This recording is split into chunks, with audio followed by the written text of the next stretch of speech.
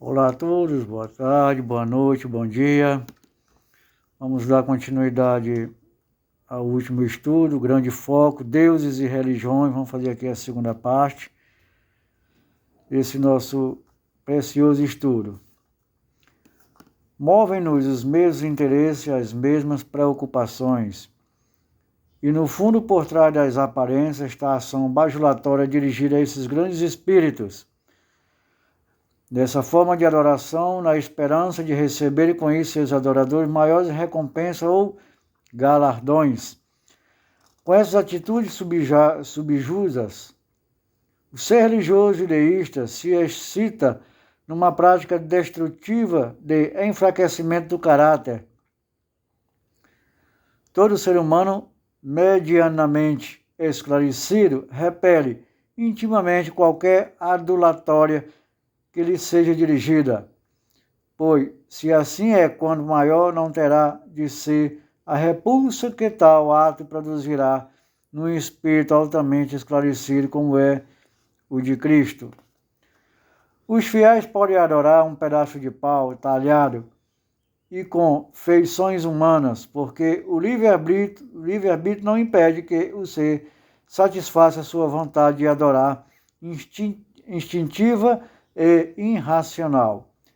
Mas quando essa adoração se volta para um espírito, como no caso de Cristo, o aspecto da questão assume outra gravidade, porque as suas irradiações de fraqueza, de miséria moral, de debilidade mental e de inferioridade poderiam prejudicá-lo na sua espiritualidade.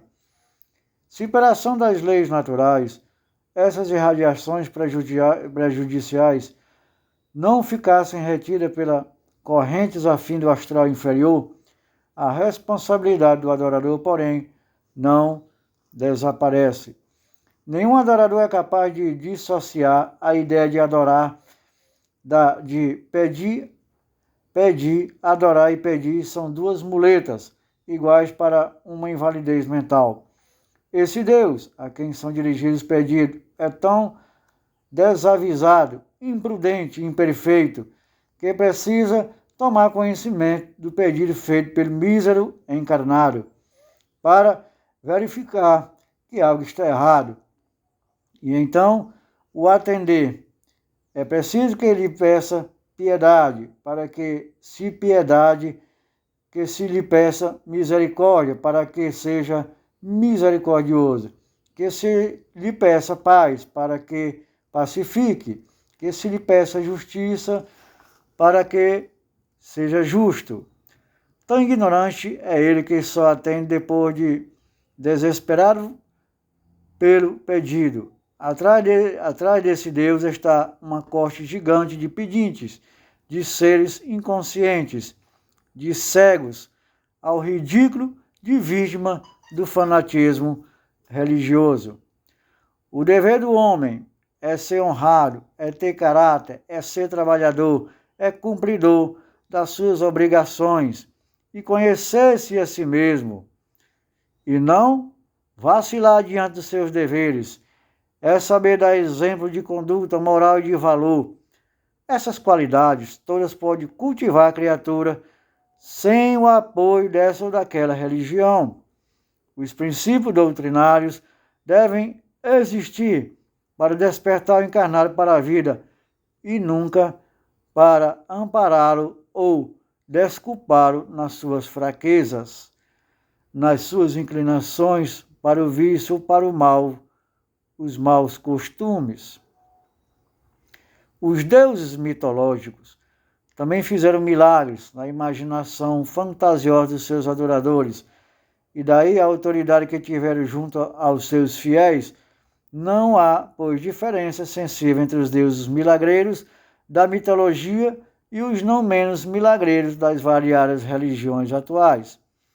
Apenas a diferença está em que os processos de adoração progrediram, se aperfeiçoaram, a mercantilização do pretenso espiritualismo religioso adquiriu foros de civilização e, por isso, é dirigida com mais proveitosos resultados e com mais apurada astúcia. As religiões possuem, regra geral, os seus livros sagrados.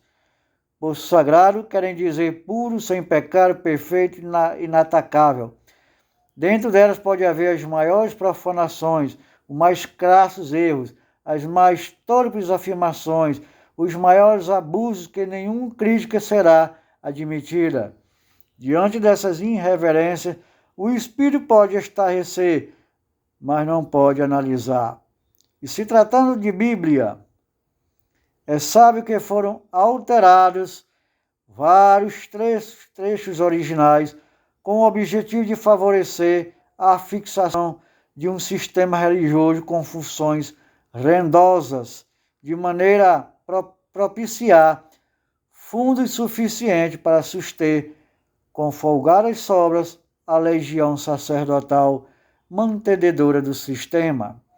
Somente a palavra perdão, naquele livro, introduzida com habilíssima maneira e excepcional visão, produziu já com ainda prudez uma renda de incalculável valor. Durante muitos séculos, a religião, propugnada pela ignorância dos seres, esse estado era conveniente aos manejos dos orientadores religiosos. Os que fossem ignorantes e ricos deveriam estar sempre bem junto da igreja. Para estes foram introduzidos neste livro sagrado chamado Bíblia, este versículo de manhoso fim. Bem-aventurado os pobres de espírito, porque dos tais é o reino dos céus. Os adoradores ficaram obcecados pelas afirmativas de cunho religioso que lhes foram inculcados na consciência na meninice. As ideias de céu, inferno, Pai Celestial, anjos, arcanjos, querubins e santos são fantasias que contribuem para formar um complexo de inferioridade e que atestam absoluto desconhecimento da vida espiritual. A faculdade do raciocínio do adulto que mantém o seu espírito impregnado de pensamento dessa ordem fica completamente embotada e cercada e cerceada de se expandir no terreno da espiritualidade, muito embora se trate de um intelectual. As religiões concedem desculpa para os erros e faltas, intervindo com o perdão, desse modo mantendo o rebanho satisfeito com seus preceitos. As responsabilidades de uma parte do que acontece à criatura podem também ser atiradas para Deus. Se desencarna uma pessoa da família, foi Deus quem a levou. Se verifica um desastre, foi porque Deus assim o quis. Se escapa de ficar sob as rodas de um automóvel, foi Deus quem salvou. A individualidade fica sempre subordinada à ação de uma terceira entidade. E essa subordinação tem para o espírito um peso esmagador. Aí estão algumas revelações demonstrativas do mal que produzem as religiões, especialmente no tocante ao fato de não transmitir aos seus adeptos a mais leve noção da verdadeira vida espiritual, por desconhecer toda a verdade quanto ao que se passa com o ser depois de desencarnado e assim tudo quanto se relaciona com a vida do espírito. Nas religiões ocidentais sempre foi ocultada a verdade sobre as reencarnações, porque havia e há interesse de manter a ideia da salvação e da forma como é apresentada. O conceito da salvação está intimamente ligado aos favores do perdão. A humanidade tem vivido lubridiada com as religiões e, com isso, retardado seu progresso. Tudo porque o motivo fundamental das organizações religiosas é o dinheiro e é constituição de um meio de trabalho como é o do sacerdócio, fácil, cômodo, rendoso, garantido, no mundo onde as incertezas são tantas e onde a luta pela vida obrigada o ser a enfrentar os maiores sacrifícios. Se as religiões fossem revelar a verdade aos seus adeptos, no tocante à fantasia dos perdões, da salvação, da mansão celeste, do paraíso eterno, de Deus, do Divino Pai e outras invencionices, nenhuma se manteria de pé. Desapareceriam as fontes de renda representadas pela indústria dos santos de pau e de barro, das relíquias, dos dízimos do Senhor, das esmolas para os pobres, das rezas e das muitas outras práticas.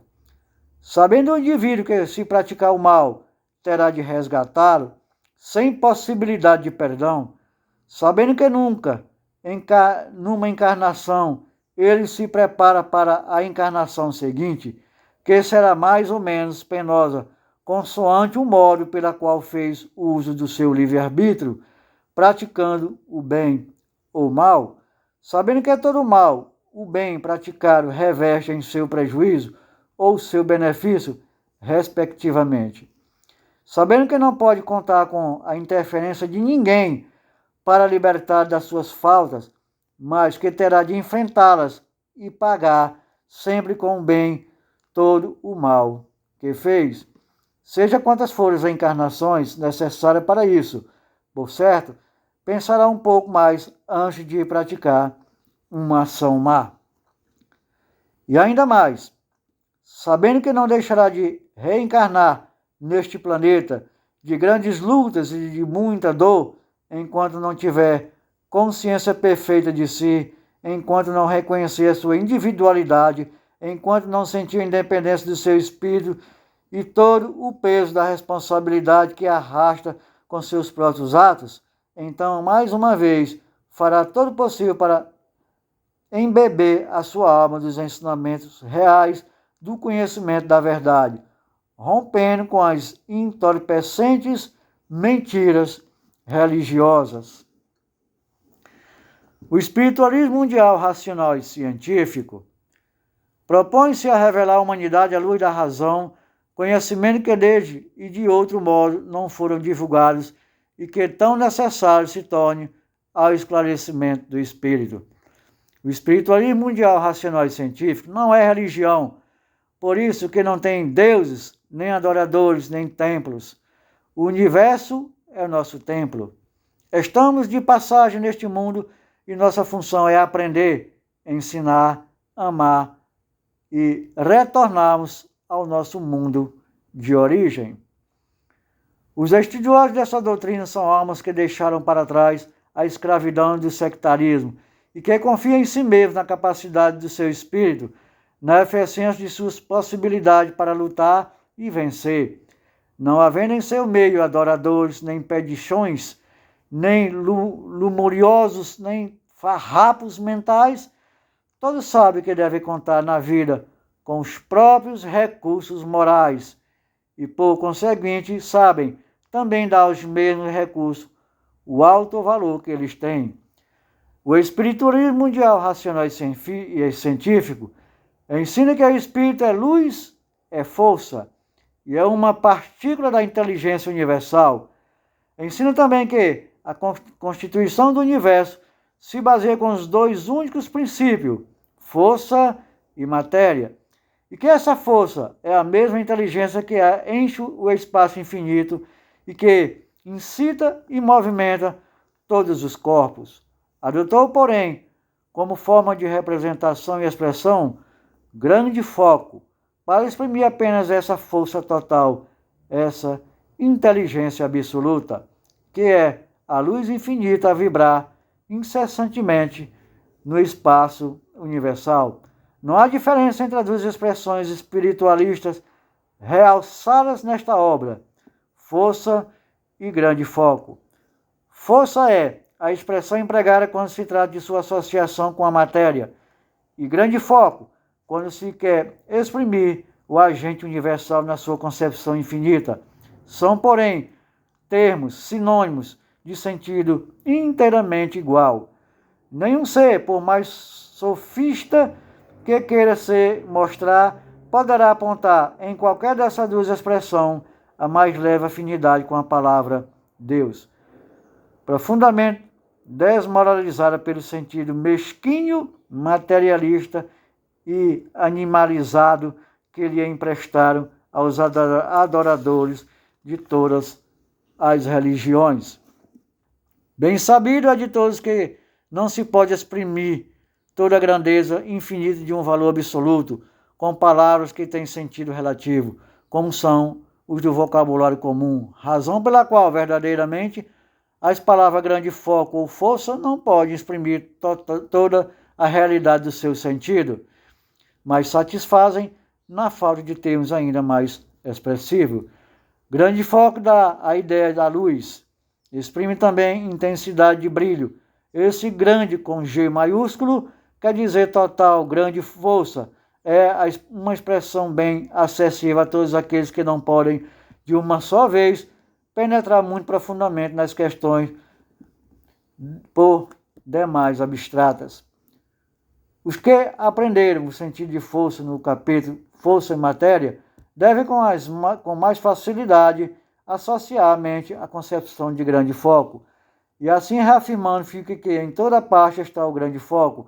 As suas partículas em evolução encontram-se nos seres vivos humanos, nos animais inferiores, nos vegetais, nos minerais. Não há um só lugar no espaço que não acuse a presença do grande foco. Por isso, o universo é de luz e é a inteligência que preside todas as leis.